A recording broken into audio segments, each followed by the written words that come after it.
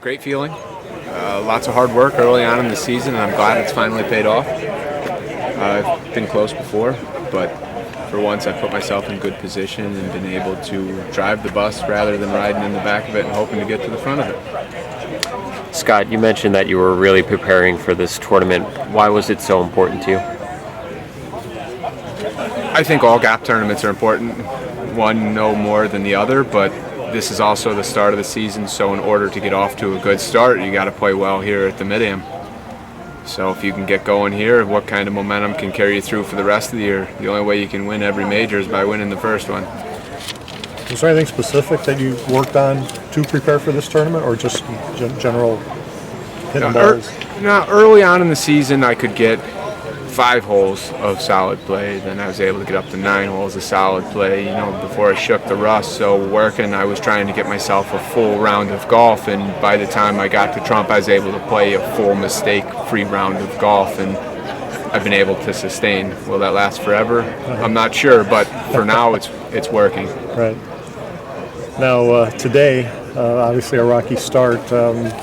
What was going on? Was there anything in particular? No, I got off to a great start, and then all of a sudden I just got myself in bad position, which I hadn't done yesterday. I didn't get in bad position, and then I hit a couple bad tee shots. And when you give yourself difficult shots, it's hard to get back to where you need to be, and I lost momentum for a little bit, and even when I thought I hit a good shot, it wasn't good. And then you start thinking, are they getting closer? And all of a sudden you find yourself right in the heat of battle when you were sitting safely in front. Did you know that Dressel had caught you? By the time he had caught me, I had known.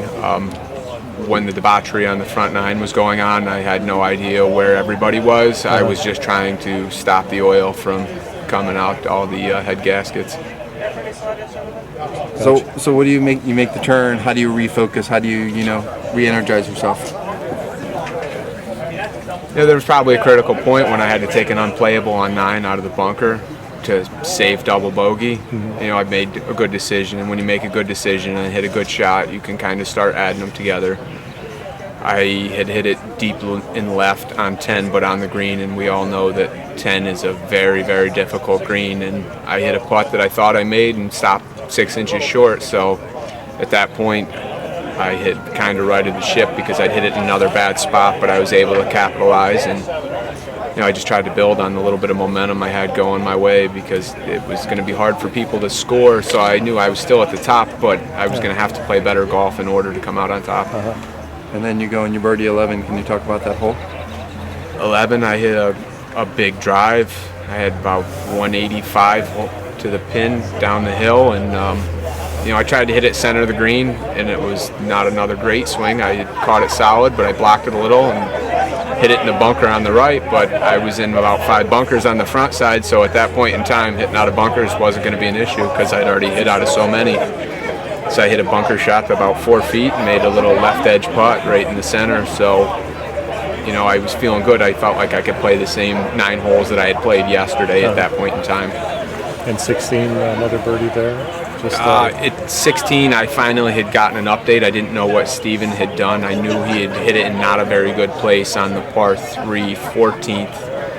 But I didn't know what he had made, and then somebody gave me an update in the middle of the fairway, so I had 200 uphill into a little bit of wind, and I knew if I could center the green 2-putt and make my birdie that I would be able to cruise the next 2 holes, and I was able to execute a 4-iron right to the center of the green.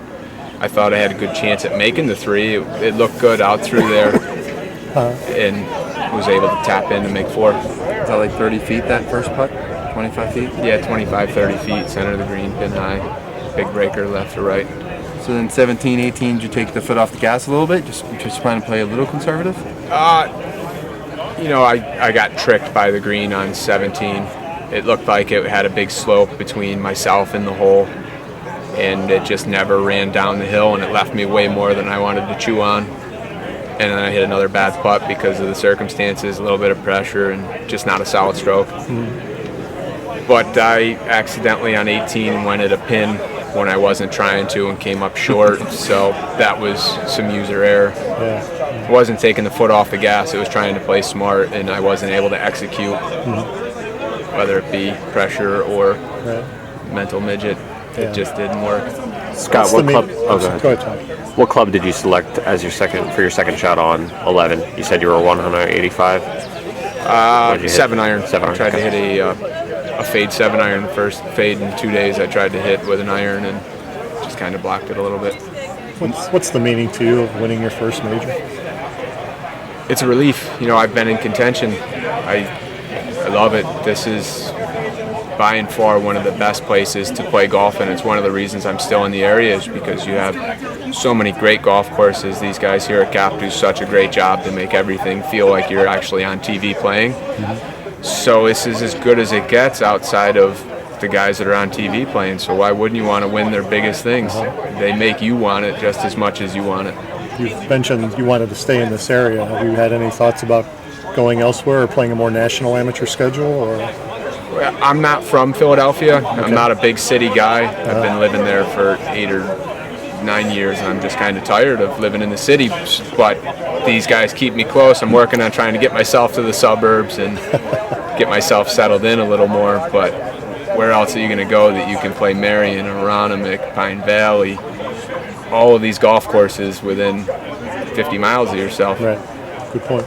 Scott, we talked about 9. 5 was also a trouble spot for you. You were in the right bunker on 5. Take us through that hole and what happened there. 5 all started bad with a tee shot that was pulled and hooked wide left. I had it in 8's fairway bunker. I hit a good shot to get into another bunker, green side, which was all I was trying to do.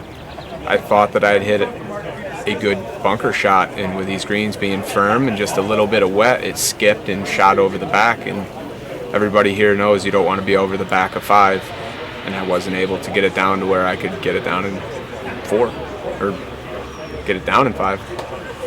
It was just a bunch of things rolling in the wrong direction for me. Tried not to let it affect me and took what I got.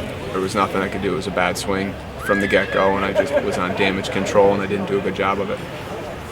So then let's jump ahead back to 9 if we could circle all the way around. What did you take off the tee box on 9? I hit a 4-iron on 9. And you came up I had pushed short, it. I short pushed right? it 30 feet right. Okay. I was over by the cart path in 10T, and I was getting tired of trying to survive. And I thought, with people around, you know what? Let me hit the perfect shot. And I came up 2 or 3 yards short, and it buried to where I couldn't even see my ball in the bunker. And at that point, it was either attempt to hit it and keep it in the bunker, replay my shot, or dropping it again in the sand. And I was a little worried that dropping in the sand, it might plug again, even though I was dropping on a flat surface. But after some deliberation, I finally did. I dropped in the sand. I got a decent enough lie and hit it to 3 feet, where I was able to make the putt. So I made 5 when 6 and 7 on a par 3 were looking very much in the realm of the possibility. sectional qualifier at Purchase. Is that next on your schedule? Finsterwald at Lanark. Lanark. It's going to be a good warm-up. Next week. June 4th. Yeah.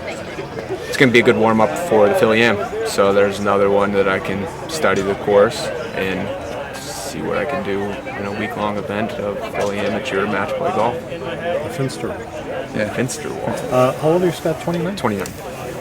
And when is the U.S. sectional qualifier? June 8th. June 8th. June 8th. So you go from there to there? Finsterwald in practice, and then we'll be June 8th. And then trying back to to do our Lanark. best. And then back to Lanark. Busy. It's going to be a busy. Did you play college golf at all? I played a year of Division III at Utica College, and I played a year junior college golf, Lackawanna. Oh, Lackawanna. Where they play their matches at? Away. Away.